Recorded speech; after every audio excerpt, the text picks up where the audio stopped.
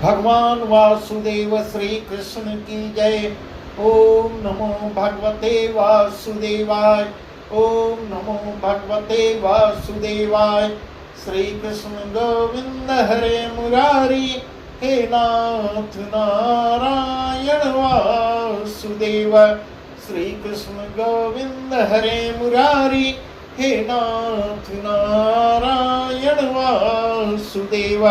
राधे कृष्ण राधे कृष्ण राधे कृष्ण राधे कृष्ण।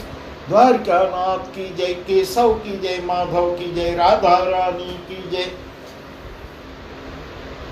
श्री सुखदेव जी राजा परीक्षित को भागवत कथा सुना रहे हैं और वही प्रसंग हम आपको बता रहे हैं।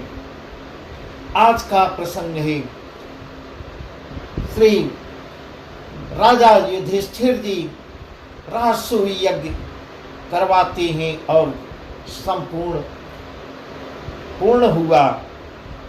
उसके आगे अब दुर्योधन का मान मर्दन है, वही प्रसंग है, वही प्रसंग हम आपको सुना रहे हैं। इस प्रकार सुखदेव जी कह रहे हैं, युधिष्ठिर यज्ञ के समय दुर्योधन को खर्चने का काम दिया था, दुर्योधन को उस जगह बैठाया था। जो भंडारे का काम, खर्च का काम था, दुर्योधन कर रहा था। और यह वर्णन कर रहे हैं, दुर्योधन को यह आशीर्वाद था कि जिस भंडारे में बैठेगा वह भंडारा कभी खाली नहीं होगा, ऐसा। और द्वेष करके वह भंडार दोनों हाथ से उलझ रहा था। इस प्रकार परंतु दुर्योधन को वह यज्ञ सबको अच्छा लगा, कुटुंब सबको अच्छा लगा, दुर्योधन को अच्छा नहीं लग रहा था। वही प्रसंग है, राजसूय यज्ञ होने से सब कोई प्रसन्न हुए, दुर्योधन अप्रसन्न हुआ। इसका कारण हम आपको बताते हैं। इस प्रकार सुखदेव जी कह रहे हैं, हे राजन, तुम्हारे पितामह बड़े दानी थे। इस प्रकार अब सीधे परीक्षित जी से कह रहे हैं कि राजन, तुम्हारे पितामह जो है बहुत दानी थे, बहुत बड़े ज्ञानी थे। उन्होंने यज्ञ में जिन्हें जैसा देखा तो वैसा काम किया। भीम को भोजन करवाने का, क्योंकि भोजन के बहुत शौकीन थे भीम, इसलिए भीम को भोजन करवाने का अधिकार दिया। पूजा पर सहदेव को रखा, सहदेव धार्मिक प्रवृत्ति के थे, उनको पूजा पर रखा। धन लाने को नकुल रहे, सेवा करने पर अर्जुन को लगा दिया। इस प्रकार श्री कृष्ण ने पांव धोने और जोठी पत्तल उठाने का काम दिया। इस प्रकार ऐसा सुखदेव जी वर्णन कर रहे हैं कि भगवान वासुदेव श्री कृष्ण स्वयं पांव धोने और जोठी पत्तल उठाने का काम लिया था। दुर्योधन को द्रव्य बांटने का, द्रव्य जहां बांटने का काम था, वह काम दुर्योधन को दिया था। और सब जितने राजा थे उन्होंने एक एक काम बांट लिया था। और भी बहुत से राजा थे, सबका काम बांट दिया गया था। सब अपना अपना कार्य कर रहे थे। सब निष्कपट यज्ञ की टहल करते थे। पर राजा दुर्योधन को जो वह काम करता था, इससे वह एक की ठौर अनेक उठाता था, दोनों हाथ से उलझता था। धन को अपने मन में यह बात मान के ठान के कि इनका भंडारा नष्ट हो जाए और अव्यवस्था हो जाए, प्रतिष्ठा हो, इनके प्रतिष्ठा पर आँच आए, पर भगवत कृपा से अप्रतिष्ठा न होती बल्कि यश मिलता था। इसलिए वह अप्रसन्न होता था। और यह भी जानता था कि मेरे हाथ में चक्र है, यह उसको पता था, उसके हाथ में चक्र था। इसलिए 1 रुपये दूंगा तो 4 इकट्ठे हो जाएंगे। सुखदेव जी कह रहे हैं, पर ईर्ष्या बस वह रह नहीं पाता था। ईर्ष्या एक ऐसी चीज होती है। सुखदेव जी कह रहे हैं, हे राजन, श्री कृष्ण के पधारते ही युधिष्ठिर ने सब राजाओं को खिला पहना के अति शिष्टाचार से विदा किया। वे दल साथ साथ अपने अपने देश को सिधारे। और आगे राजा युधिष्ठिर कौरव और पांडवों के लिए गंगा स्नान को जाते हैं, बाजे गाजे के साथ किनारे को जाते हैं गंगा स्नान करने के लिए। फिर वहां नहा धोकर संध्या पूजन निश्चिंत हो वस्त्र आभूषण पहन सबको साथ ले युधिष्ठिर कहाँ आते हैं कि जहां पर मय दैत्य ने असुंदर स्वर्ण रत्न जटित मंदिर बनवा रखे थे, वहां आते हैं।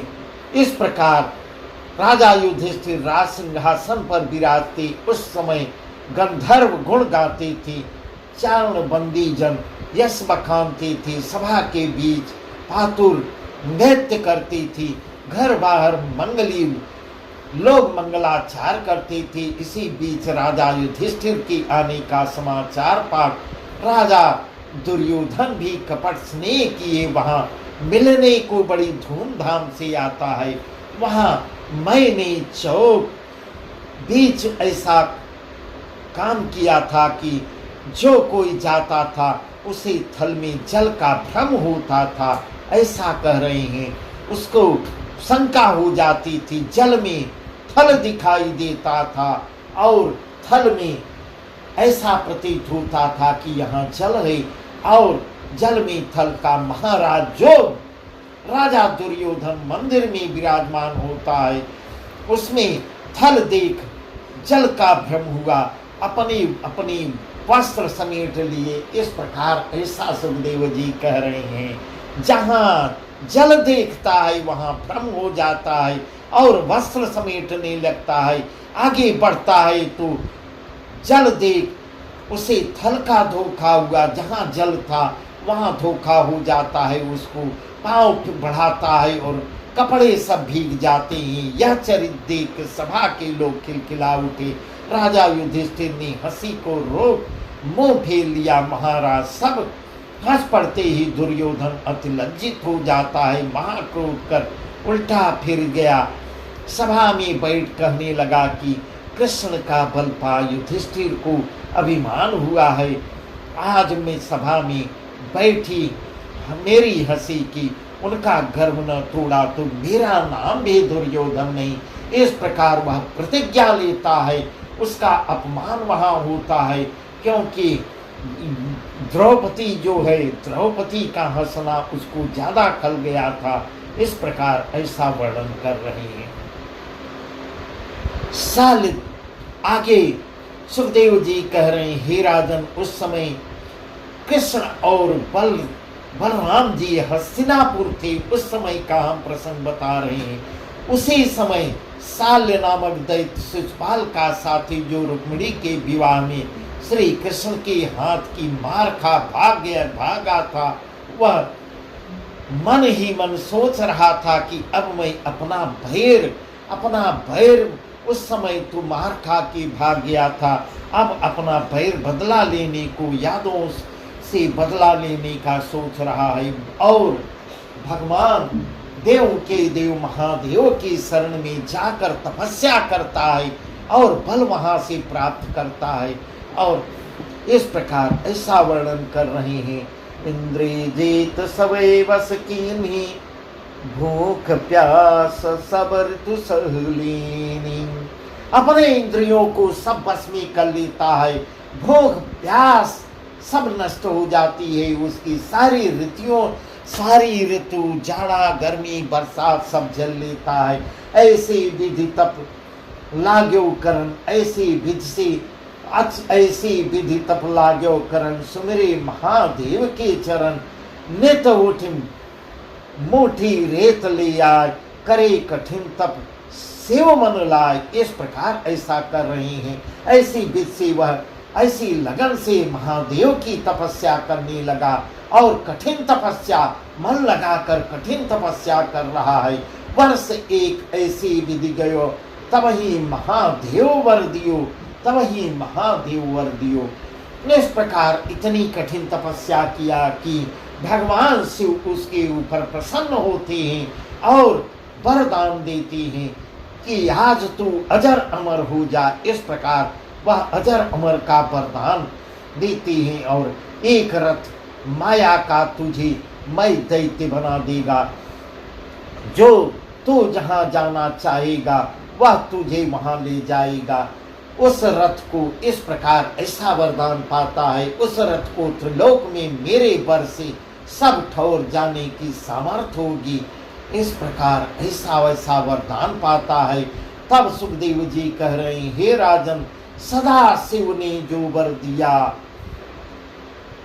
तो एक रथ उसके सन्मुख आ खड़ा होता है। वह शिव जी को प्रणाम कर रथ पर चढ़ द्वारकापुरी को जा थमकता है। शिव के सामने ही प्रणाम करके और द्वारका पर चला जाता है। वहां जाके नगरवासियों को अनेक अनेक भांत की पीड़ा देने लगा। इसके डर से सब नगर निवासी भयभीत हो जाके राजा उग्रसेन के पास जाके कहते हैं, महाराज की दुहाई हो, महाराज की दुहाई हो। दैत्य ने आके नगर में बहुत उत्पात मचाई। इसी भांत उत्पात मचाने लगा और इसी भांत उत्पात करेगा तो जीता न रहेगा। इस प्रकार महाराज इतनी बात सुनते ही राजा उग्रसेन ने प्रद्युम्न और शाम को बुला के कहते हैं, देखो हरि का पीछा ताक के यह असुर आया है, प्रजा को दुख देने लगा, तुम इसका उपाय करो। उन दोनों से कहते हैं, प्रद्युम्न से और सांब से कहते हैं कि वासुदेव का पीछा करके यह असुर आया है। राजा की आज्ञा पाके प्रद्युम्न जी सब सेना ले रथ पर बैठ नगर के बाहर लड़ने को जा चलते हैं, उपस्थित होते हैं और सबको भयातुर देख बोलते हैं कि तुम किसी प्रकार की चिंता मत करो, मैं हरि प्रताप से इस असुर को बात ही बात में मार देता हूँ। इतना कहकर प्रद्युम्न जी सेना ले शस्त्र पकड़ जो उसके सम्मुख खड़े हुए तो उसने ऐसी माया की कि दिन की रात हो जाती है। माया सीख लिया था, मायावी हो गया था और दिन को ही रात हो जाती है। प्रद्युम्न जी ने तेज बाण चलाया तो महा अंधकार को दूर किया, जो सूर्य का तेज होके दूर करें। फिर कई एक बाण उन्होंने ऐसे मारे कि उसका रथ अस्त व्यस्त हो गया और वह खड़ा होकर कहीं भाग जाता था। कभी आके अनेक राक्षसी माया उपजाता था, लड़ता था और प्रभु की प्रजा को बहुत दुख देता था। ऐसी ऐसी वर्णन सुखदेव जी राजा परीक्षित से कह रहे हैं, हे राजन, दोनों तरफ से महायुद्ध हो रहा था। इसी बीच एकाएक सालोदैत के मंत्री द्विद ने आके प्रद्युम्न की छाती में ऐसी लात मारी है। उसका मंत्री जो है द्विद था, उसने उनकी छाती में ऐसी लात मारी कि वे मूर्छित हो जाती हैं और गिर जाती हैं। उनके गिरते ही वह किलकारी मार के पुकारा, मैंने श्री कृष्ण को मारा मैंने, क्योंकि श्री कृष्ण और प्रद्युम्न जी का चेहरा एकदम मिलता जुलता था। महाराज यादव तो राक्षसों से महायुद्ध कर रहे थे। उसी समय प्रद्युम्न जी को मूर्छित देखकर दारुक का बेटा उन्हें रथ में डाल के भागता है और नगर में ले आता है। जैसे ही चैतन्य होते हैं प्रद्युम्न जी ने अति क्रोध करके और क्रोधित होकर कहते हैं, ऐसे नाही उचित रही तो जानी अचेत भजायो मोय, रण तज के तू लायो धाम, यह तो नहीं सुर को काम। जब वो चैतन्य होते हैं तो इस प्रकार कहते हैं, वहां से क्यों उठा ले आए, रण तज के तू लायो धाम, यह तो नहीं सुर को काम। यद कुल में ऐसा नहीं कोई तज के खेत जो भागे हो, यद कुल में कोई ऐसा नहीं हुआ, हमारे कुल में कोई ऐसा नहीं हुआ जो रणभूमि से भाग आए। क्या तूने मुझे कभी भागते देखा था? तू आज मुझे रण से भगा ले आया। ऐसी बात जो सुनेगा सो मेरी हंसी और निंदा करेगा। वह ऐसा ऐसा उसको कहते हैं, तुमने भला काम नहीं किया जो बिना बात का कलंक मेरे माथे पर कलंक का टीका लगवा दिया। महाराज ऐसे ऐसे वचन प्रद्युम्न जी कह रहे हैं, जिसको सुनकर सारथी रथ से उतर सन्मुख खड़ा होकर हाथ जोड़कर शीश नवा के बोलता है, प्रभु तुम सब नीति में निपुण हो, सारी नीति जानते हो, ऐसा संसार में कोई धर्म नहीं जिसे तुम नहीं जानते। रथ में सूर जो घायल परे, ताय सारथी लय न करे। सारथी का यह धर्म होता है बहुत कि रथ में सूर जो भी घायल हो जाए, सारथी का फर्ज बनता है उसको लेके। इस प्रकार ऐसा कह रहे हैं, सो जो सारथी परे का दाय ताहि बचाए रथे लई जाए। लागे प्रबल गदायति भारी, मूर्छितो सुध दे विसारी। तब ही रण थे लय निकरो, स्वामी द्रोह अपयस्ते डरो। इस प्रकार कह रहे हैं, जब आपको गदा के प्रहार से मूर्छित हुए हैं, शुद्ध बुद्ध की शुद्ध बुद्ध भूल गई, तब मैं रथ से आपको वापस ले आया हूँ। और इसमें अपजस की बात नहीं है। घर एक लीन हो विश्राम, घरी एक लीन हो विश्राम, अब चल कर कीजिए संग्राम। थोड़ी देर विश्राम कर लीजिए, फिर चल के हम संग्राम करते हैं, फिर तो वापस चलेंगे। ऐसा उनका मंत्री कह रहा है। धर्म नीति तुम सकल जानिए, धर्म नीति तुम सकल जानिए, जगोपहास मन में मानिए, मन में जानिए। इस प्रकार कह रही, युद्ध में सब चलता है और जग में उपहास की मत सोचिए। जब तुम सब ही को वध करी हो, माया मैदान वकी हरि हो। इस प्रकार ऐसा कह रहा है, जब आप चल के सबका वध करेंगे तब सब अपने आप दूर हो जाएगा। ऐसे कह सूत प्रद्युम्न को जल के निकट ले जाता है। ऐसे उनका मंत्री सूत जो है प्रद्युम्न को जल के निकट ले गया। वहां जाके हाथ मुंह धोते हैं, सावधान हो, कवच टोपी पहन, धनुष फिर बाण धनुष संभालते हैं और सारथी से कहते हैं, अब तो ठीक हो गया, अब तू चल जहाँ द्विविध यदुवंशियों से युद्ध कर रहा है।